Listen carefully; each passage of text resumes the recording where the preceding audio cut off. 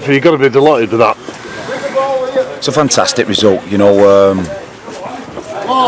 Clean sheet has pleased me more than anything tonight. Keeping that clean sheet, which we've touched on all season. We'll score goals. We always score goals, but I've wanted more clean sheets. And you know, Pope's 2 saves, fantastic. You know, point-winning saves, whether it's 1 point or 3 point, the point-winning saves, and it's a fantastic result to get to come here and not play particularly brilliant or flowing or have real fluidity, but to score from a set piece and not concede has absolutely delighted me. I'd call it a patient performance. Was it patient? Well, you know, I think we really took the game to them first half, you know, like I wanted to.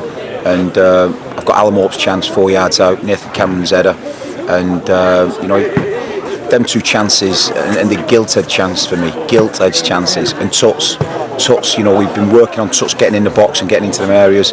If he just, you know, passes that ball in, 3 fantastic chances. You got the you know, Nicky's where he's run into the post, you know, and so we've had some good chances that if they go in, then I think it's a different game. But we give them something to hang on to, you know. And a John Coleman team, they never give up, they never die, they never give up, they never go away.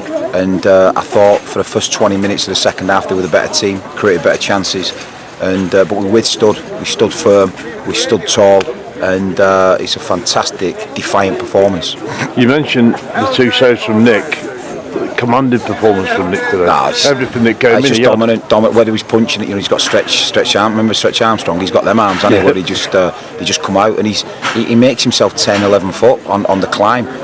Whether he's punching, whether he's catching, you know. So delighted with his performance, and he loves playing games. He's come off with a big smile. He's bought into what we're doing. He was mithering us all day to get, you know, his clips online to see his work. He just wants to improve, wants to get better. And he's a joy to work with. We've mentioned before Chris Suss's delivery, but the one for the goal was a peach, just begging for it. It's fantastic, isn't it? You know, Tuts's delivery was good tonight as well. We looked threatening from corners. I think that's 9 set pieces we've scored. Something like 23% of our goals now have come from set pieces, and it's coming off the training ground. We do it. Like I said, Cammy first half, his role's brilliant and missed that one.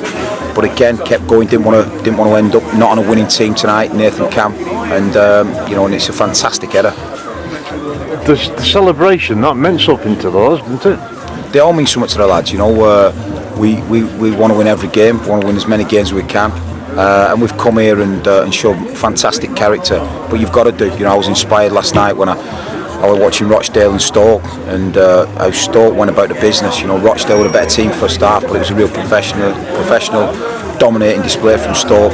And you know, I said that to the lads today. You know, when we come here, I want real professionalism, and I'm demanding a clean sheet. And they've been defiant, really defiant in times when they had the momentum. Second half, we stood defiant.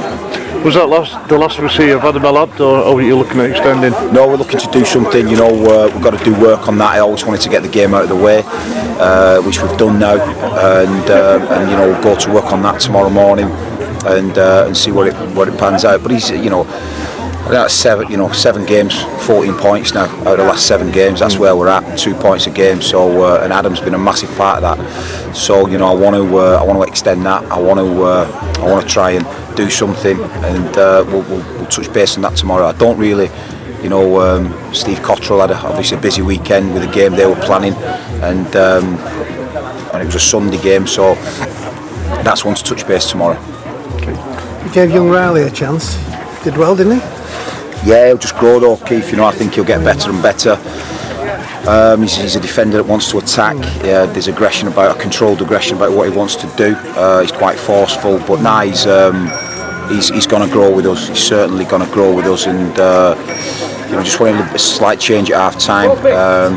And Joe was the ideal player to put on that right back spot. I mean, he's one who knows the division as well from his time at Oxford. Well, that was key. I think sometimes, Keith, you look at loan signings and they're playing in someone's 21s or just playing development games, and they're always just behind where you need them to be.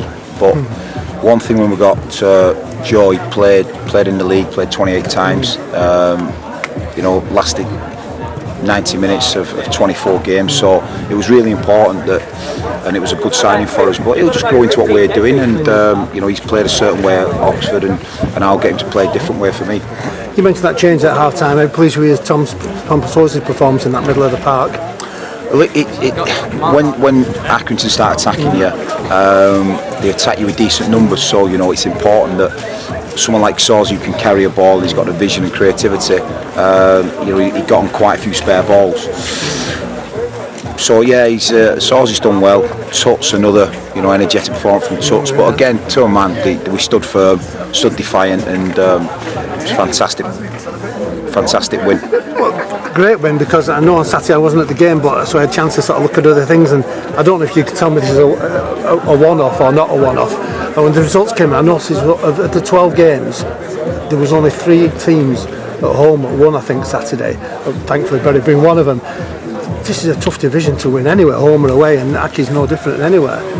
Well, I think if it were that simple, winning games in this league, Portsmouth and would be top of the league, your Northamptons. So it doesn't always run to course. It's a tough league.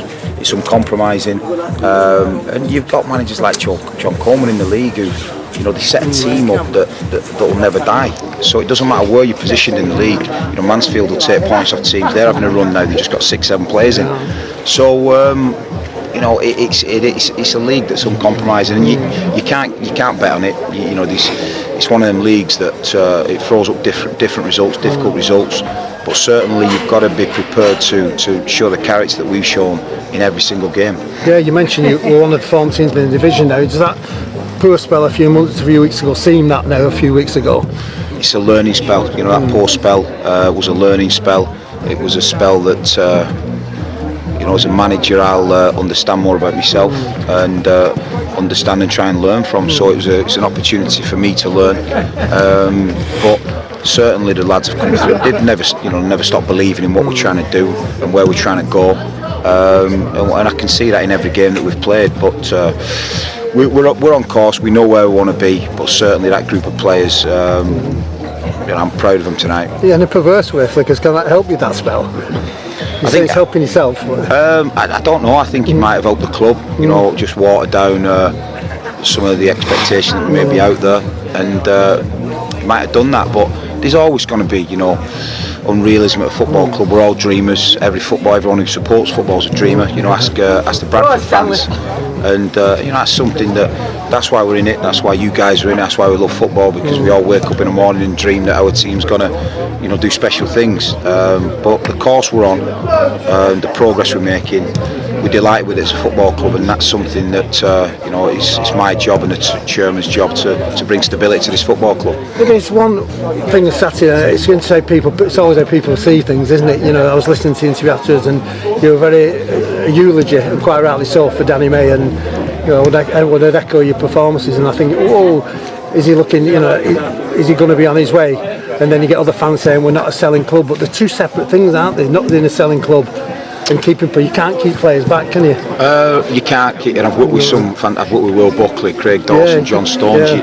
Once, Dave Nugent's probably the best example. I played with him, he said and he come too good, Keith. You saw it, and I saw it unfold. And I do believe that Danny May's becoming too good for this league. I've seen players, he just ghosted past players tonight. Saturday was just incredible. So. It was incredible, and he's done it tonight first half without really getting his end product off. So you've got to be careful in terms of developing players.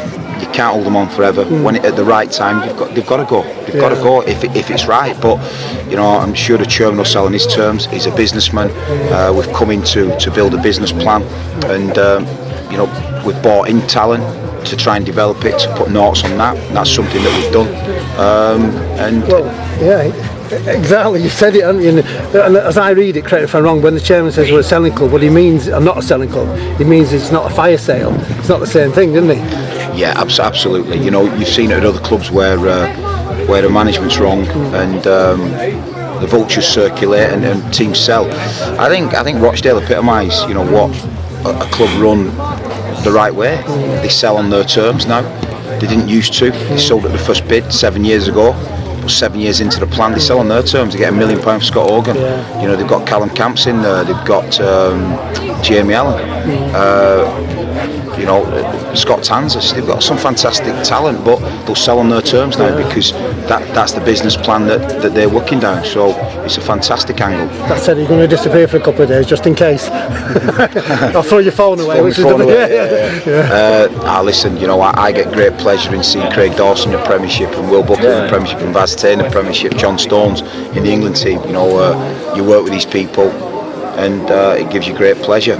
But I'm sure we'll be able to hold on to them. But there might be a time where they outgrow where we're at. And I didn't expect from when I come in a wounded animal in Danny Mayer in 12 months to where he is now. The kid's a leader by performance, and wow, you know, it's Nathan Cameron. The last 2 games again, been spectacular. So you know, we've got good players. Tutty is in great form, so we've got good players out on that pitch, and we'll just keep working with them. With Loy out, you're saying for 6 weeks at the weekend. Are you tempted to maybe doing a loan signing just to cover for it? It's a difficult find. You know, I think we've got strikers that are all of similar ilk, but to find a 6 foot plus, 6'2" robust striker who's mobile, who scores goals, he's in the Premiership, and we certainly can't, you know, get that player. So it's a tough fit what we're after, but that's what happens. Your recruitment, you know, when it's strategic, it becomes down to a fine-tooth comb, and that's where we're at. You know, there's not a load jumping out there. January is a difficult window to try and get that type of player in. We dropped on Platty, you know, and Platty was fantastic for what he did for us, but there's not many Clive Platts out there. No, would it be a bonus actually then if you pick one up? Yeah, I think it's a good. Yeah, I think it would be. We've got irons in the fire for it, but again, you know, if it's not the right one for this group, you've seen how the group's galvanised. You've seen the spirit in the group. If it's not the right one, then I won't be doing it. How close is Pablo to go to recall? He had a bit of a setback. He was doing well, had a bit of a setback. Not a million miles off. He's still doing his 2 sessions a day. He's been in and out of our training programme, but he's not too far off now.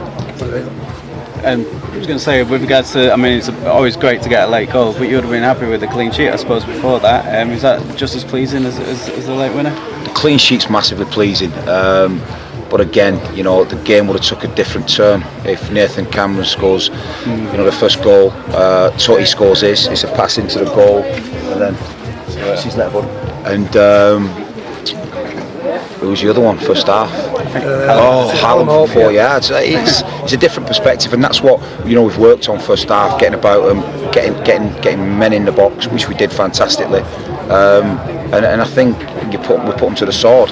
But like I said before, John Coleman's teams, they don't lie down. You know, that's the way he has it. That's the way John Coleman gets his squad. They'll do anything for him. Do you know what I mean? Him and Jimmy Bell. So you know, coming to Accrington is going to be a tough fixture, and they'll take points off a lot of teams. No doubt about that. So yeah, delighted with the clean sheet massively. Well, they scored quite a few goals on their own turf as well, don't they, Accrington? I mean, they always go for the goal. They're not one to sit back. Don't sit back. They never give up. You know, they're overachievers. Every single year they overachieve. Coley, since he's been here, has always got more points than the previous season, and that's what, you know, Accrington do. But we were defiant tonight, and I was delighted with the defiance of the team. I mean, the centre back pairing, we're obviously, it came from the back, didn't it? That steadiness. Adam's got until, I think, Burton's his last game on loan, isn't he? Is there any news on that? Yeah, we've done that already, haven't we? Yeah. Sorry, I was a bit late to this. Do you want to get it off there? All right. You get it off there, bud. All right, guys. Yeah.